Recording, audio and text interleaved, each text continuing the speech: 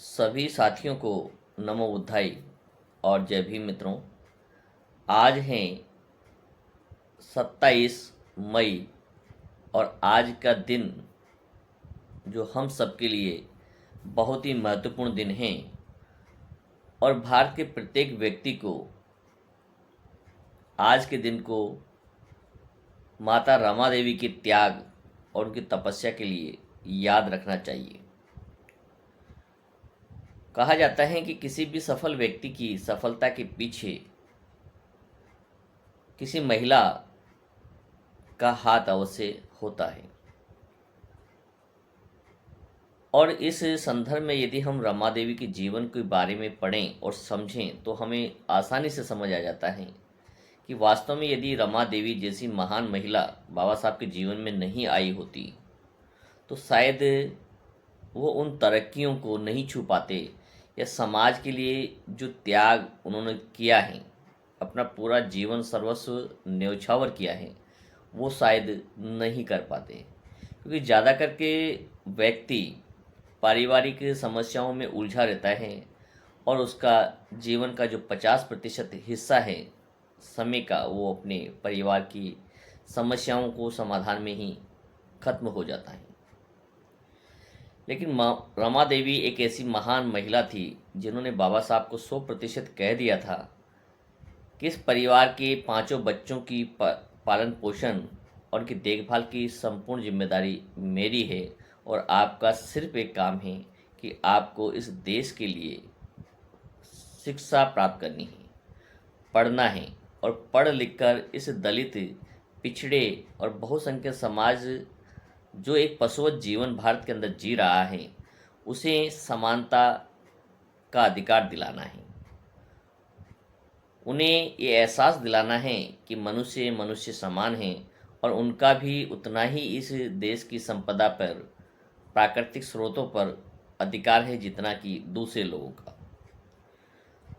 उन्हें एक इंसान होने का आत्मभान कराना है, आत्मज्ञान कराना है और ये संपूर्ण जिम्मेदारी बाबा साहब तभी पूरी कर पाए जबकि वो अपनी पारिवारिक जिम्मेदारियों से पूर्णतः मुक्त रहे और सारी जिम्मेदारियां रमा देवी ने उस दौर में स्वयं उठाई। तो आज इस संदर्भ में जानने का प्रयास करेंगे कि क्या ऐसी भी कोई महिला हो सकती हैं जिसे अपने बच्चों की जीवन और पति की शिक्षा में से कोई एक चीज़ चुननी पड़े तो पति की शिक्षा को चुनती हैं, न कि अपने बच्चों के जीवन को चुनती हैं। एक वाकया उनके जीवन में ऐसा होता है, उस पर आज हम आपको बताने का प्रयास करेंगे। थोड़ी सी जानकारी यह है कि आज के दिन 27 मई 1935 को माता रमा देवी की मृत्यु हो जाती है और बाबा साहब का साथ छोड़कर चली जाती हैं।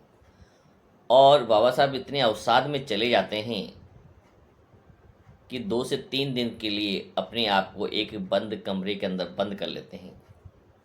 और जब वहाँ से बड़े प्रयासों के लोगों की विनती के बाद जब दरवाज़ा खुलता है तो बाबा साहब एक विशेष बड़े से कपड़े के अंदर लिपटे हुए, धोती के अंदर लिपटे हुए बाहर निकलते हैं और उनकी जो आभा होती है वो इस प्रकार होती हैं कि आप देखकर बाबा साहब को इतने अवसाद में कभी लोगों ने नहीं देखा था। और वहीं से बाबा साहब को ये बाबा साहब का नाम मिलता है। बाबा साहब की जो उपाधि जो लोगों ने दी उसी घटना से जुड़ी हुई है। तो थोड़ा सा हम विस्तार से जानने का प्रयास करेंगे कि माता रमा देवी को हम राष्ट्रीय माता के रूप में भी जानते हैं क्योंकि उनके योगदान की वजह से ही बाबा साहब इतना कुछ कर पाए और उनके कार्यों की वजह से, उनके योगदान की वजह से आज हम यहाँ पहुँच पाए। देश के अंदर इक्वलिटी, समानता, फर्टिलिटी आ पाई है और देश का संविधान बनकर तैयार हुआ है जिसमें सभी व्यक्ति को समान अधिकारों की प्राप्ति हुई है। तो बाबा साहब का जन्म 1891 में होता है, 14 अप्रैल 1891 को, और माता रमा देवी का जन्म 7 फरवरी 98 में होता है। जब बाबा साहब की उम्र 14 वर्ष थी तभी बाबा साहब का विवाह रमा देवी से हो जाता है। और रमा देवी का जो वास्तविक नाम है वह है रामीबाई। और रामीबाई नाम था, लेकिन जैसे बाबा साहब से विवाह होता है और शहरी क्षेत्र में जब जाकर रहने लगते हैं तो इस नाम से कई असुविधाएं होती हैं। तो वहाँ के जो लोग हैं, परिवारजन हैं, उनके नाम को थोड़ा सा चेंज करके और रमा देवी कर देते हैं। और तभी से रमा देवी के रूप में इन्हें जाना और पहचाना जाने लगा है। इनके 5 पुत्र थे, जिनमें 4 पुत्र और 1 पुत्री थी। यशवंत राव सबसे बड़ा पुत्र था और यही अंत तक जीवित रहे। और इन्हीं का परिवार आगे बढ़ा। इनके भी आगे चलकर 4 पुत्र हुए। प्रकाश अंबेडकर, जिसे आज अभी वर्तमान में आप जानते हैं, जो अंबेडकर मिशन को चलाते हैं महाराष्ट्र के अंदर, और इन्हें दूसरे अंबेडकर कहा जाता है। इन्हीं के ही पुत्र थे रमा, भीमराव और आनंद राव, जो परिवार आगे चल के फलीभूत हुआ और यह वर्तमान समय में भी हमारे सामने है। बाकी तीनों पुत्र और 1 पुत्री की मृत्यु अभावों के कारण, गरीबी के कारण, बीमारियों से ग्रसित होकर के हो जाती हैं। उनमें थे गंगाधर, रमेश, राजरत्न और इंदु। तो आज हम एक बहुत ही दिलचस्प या अपने आप को झकझोरने वाली घटना के बारे में आपको बताने का प्रयास करेंगे। ये घटना उस समय की हैं जब बाबा साहब लंदन ऑफ इकोनॉमिक्स विश्वविद्यालय के अंदर पीएचडी की डिग्री पूरी कर रहे होते हैं और प्रॉब्लम ऑफ द रुपीज़ पुस्तक के ऊपर जो है पीएचडी कर रहे होते हैं और उसे पूरा करने के लिए दूसरे दौर में वापस लौट करके जाते हैं। उस समय की घटना है। होता यह है कि बाबा साहब को जो स्कॉलरशिप साहू जी महाराज के द्वारा 25 रुपये प्रति माह जो दी गई थी, वो स्कॉलरशिप का समय जो समाप्त हो जाता है और बड़ौदा नरेश के द्वारा जो स्कॉलरशिप का जो पैसा जा रहा था वो वहाँ बंद हो जाता है। और बाबा साहब का 2 महीने का समय बाकी रह जाता है उस पीएचडी को पूरा करने के लिए। और उनके पास में 1 रुपया भी नहीं होता है कि वो एक समय का भोजन भी कर सके। तो बाबा साहब उस स्थिति में अपने मित्रों से कर्ज लेना भी मुनासिब नहीं समझते थे कि वो अपने आत्मसम्मान के खिलाफ मानते थे।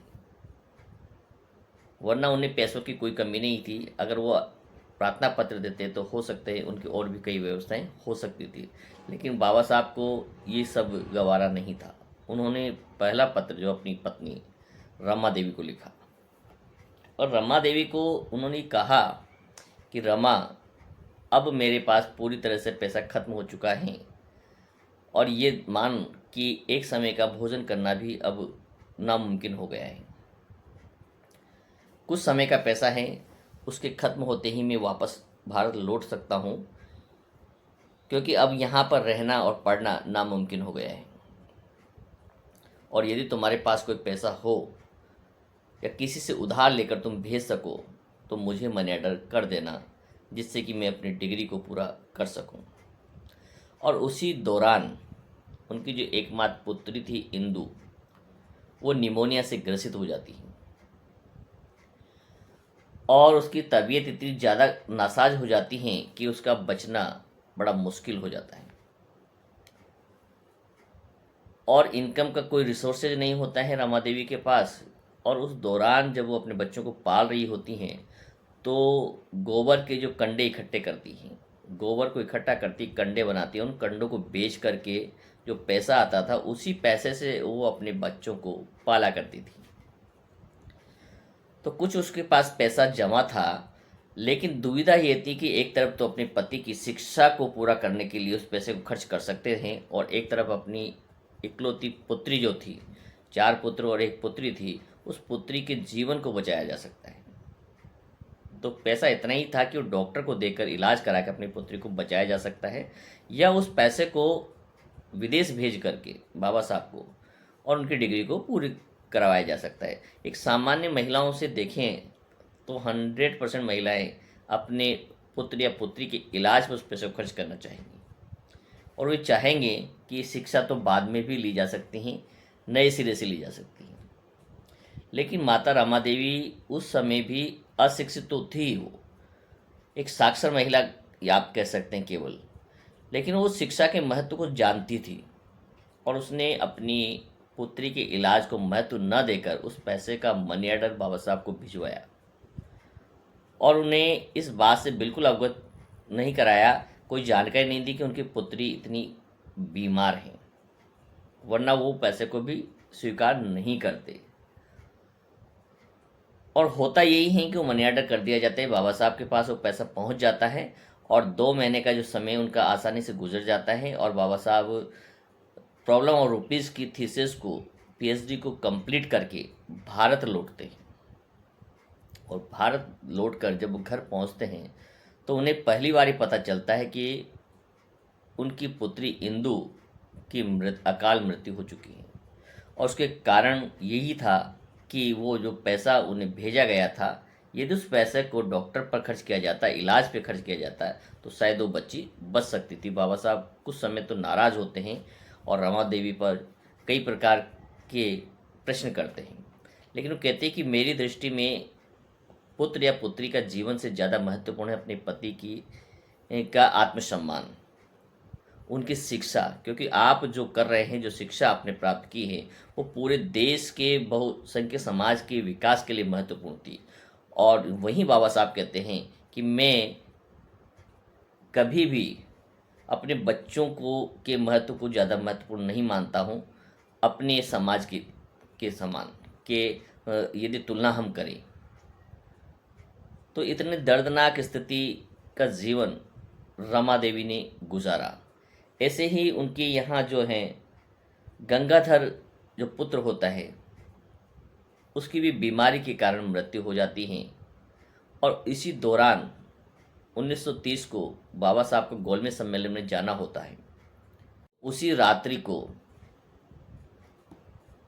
बाबा साहब के पुत्र गंगाधर की मृत्यु हो जाती है, और इस बात को उनके बड़े भाई जाकर बाबा साहब को कहते हैं कि अंबेडकर, भीमराव, तुम ब्रिटेन क्यों जा रहे हो,